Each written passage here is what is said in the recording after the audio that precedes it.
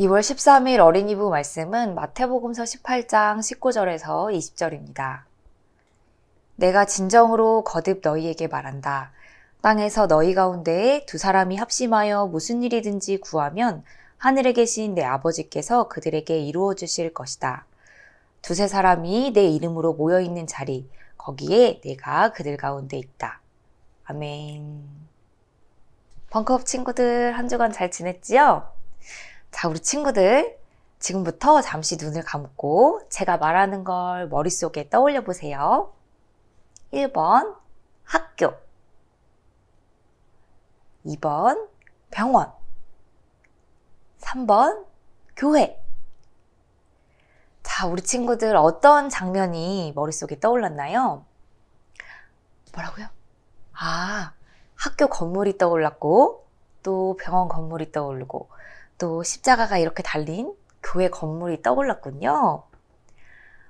그럼 친구들, 교회 건물을 떠올렸을 때 어떤 교회 모습이었을까요? 지난 2000년 동안 교회는 여러 가지 모습을 띄었어요. 먼저 몰래 예배를 드려야 했던 로마 시대 때는 교회는 지하 동굴 같은 모습을 띠기도 했고, 또 중세시대 때는 뾰족뾰족 높고 으리으리한 성당의 모습이기도 했어요. 또 요즘처럼 빨간 십자가를 건물 꼭대기에 단 그런 건물의 모습이기도 하지요. 우리는 이렇게 교회라고 말하면 대체로 교회 건물을 머릿속에 떠올려요. 그런데 사실 교회는 건물을 가리키는 말이 아니에요. 교회는 건물이 아니라 사람들의 모임을 가리키는 말이지요. 그럼 어떤 사람들의 모임을 말하는 걸까요? 바로 예수님의 이름으로 모인 사람들의 모임. 교회는 예수님의 이름으로 모인 사람들을 말해요. 예수님이 하셨던 일을 기억하고 예수님이 돌아가신 것과 부활하신 것을 기억하면서 예수님의 이름으로 기도하고 예수님의 이름으로 일하는 곳이지요. 예수님은 따돌림을 당하고 소중하게 대우받지 못하는 사람들의 친구가 되어주셨고, 또 그 사람들의 어려움을 해결해 주셨어요.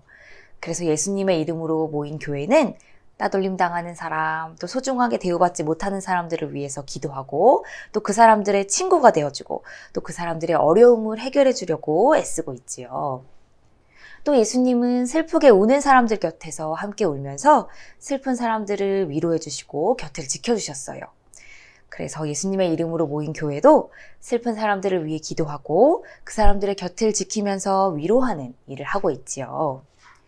또 예수님은 억울한 사람들의 사정을 헤아리시고 그 사람들의 억울함을 해결해 주시려고 애쓰셨어요.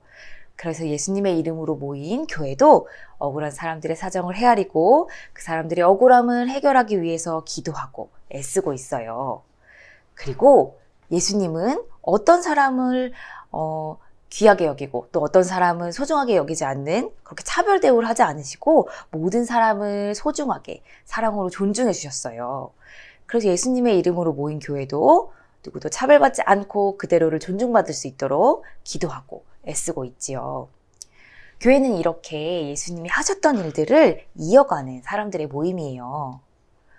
그런데 친구들, 교회의 모습은 시대가 변하고 상황이 변할 때마다 조금씩 달라지기도 해요.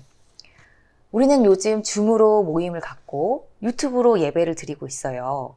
하지만 3년 전에 코로나19가 퍼지기 전에는 이렇게 예배드릴 생각을 하지 못했지요. 코로나19가 퍼지면서 상황이 바뀌고, 그래서 우리가 줌과 유튜브로 예배를 드리고 모임을 갖게 되었듯이 상황에 따라서 또 시대의 변화에 따라서 교회의 모습은, 또 모임의 모습은 달라지기도 해요. 하지만 교회의 모습이 어떻게 변하든 교회가 예수님의 이름으로 모여서 예수님의 이름으로 기도하고 또 예수님이 하셨던 일들을 이어가는 사람들의 모임이라는 건 변하지 않아요. 어떤 사람들은 교회의 겉모습을 중요하게 생각하기도 해요. 그래서 우리 교회 건물은 3층이야. 우리 교회 건물은 5층이야. 이렇게 말하기도 해요. 또 어떤 사람들은 사람이 몇 명이 다니는지를 가장 중요하게 생각하기도 해요. 우리 교회는 100명이 다녀. 우리 교회는 1000명이 다녀. 아니요, 우리 교회는 10,000명이 다녀. 하지만 교회는 건물의 크기나 교인의 숫자가 중요한 게 아니에요. 가장 중요한 건 그 모임이 예수님의 이름으로 모여서 예수님이 하셨던 일들을 이어나가고 있는지, 예수님처럼 기도하고 예수님처럼 행동하고 있는지, 그게 가장 중요한 거죠. 오늘 읽은 마태복음서의 말씀은 두세 사람이 내 이름으로 모여있는 자리, 거기에 내가 그들 가운데 있다라고 말했어요. 많은 숫자가 모이지 않는다고 하더라도 예수님의 이름으로 모여서 예수님이 하셨던 일들을 진실하게 이어나간다면 그 교회야말로 예수님이 함께 하시는 교회고 예수님과 함께 놀라운 일들을 이룰 수 있는 교회인 셈이죠. 교회 건물이 으리으리하다고 해도 그 교회 교인들이 모든 사람을 위해 기도하셨던 예수님의 기도가 아니라 자기들만을 위해 하는 기도를 드리는 교회라면 어떨까요? 또 수천 명이 다니는 교회라고 해도 예수님이 하셨던 일들을 이어나가지 않고 자기들을 보살피는 데에만 애쓰는 교회라면 어떨까요? 아마 그런 교회는 아무리 멋진 십자가가 달려있다고 하더라도 그 교회는 예수님이 계시지 않는 교회일 거고 또 겉만 요란하고 속이 텅텅 빈 것과 같은 그런 교회와 마찬가지일 거예요. 적은 숫자가 모이더라도 예수님이 하신 일들을 이어가는 교회. 친구가 없는 사람들의 친구가 되어주고 슬픈 사람들을 위로하고 억울한 사람들을 힘껏 돕는 교회. 그리고 모두 차별받지 않고 존중받도록 기도하고 힘을 쓰는 교회.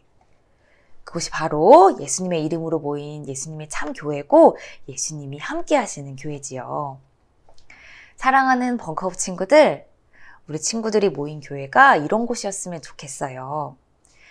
예수님의 이름으로 모여서 예수님이 하셨던 일들을 이어나가고 또 자기들만을 위해서 기도하는 것이 아니라 예수님처럼 모든 사람을 위해서 기도하고 애쓰는 그런 교회. 우리 친구들이 이런 교회를 이뤄가는 친구들이 될 수 있기를 벙커업 선생님들이 늘 기도하고 응원할게요. 함께 기도하겠습니다. 예수님, 예수님의 이름으로 모인 우리들이 예수님처럼 기도하고 예수님을 따라 살게 해주세요. 몇 명이 모이든 교회 건물이 몇 층이든 예수님의 이름으로 모여서 예수님처럼 기도하고 예수님처럼 살아간다면 예수님께서 그 가운데 함께 하신다는 말씀을 꼭 기억하게 해주세요. 그래서 우리들의 모임이 예수님이 하신 일들을 이어가면서 예수님을 따라가는 교회, 예수님과 함께하는 참 교회로 바로 서게 해주세요. 예수님의 이름으로 기도드립니다. 아멘.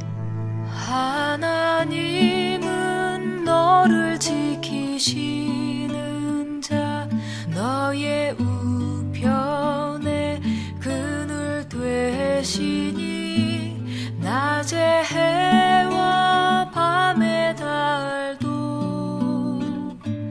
너를 해치 못하리. 하나님은 너를 지키시는 자, 너의 환난을 면케하시니 그가 너를 지키시리라.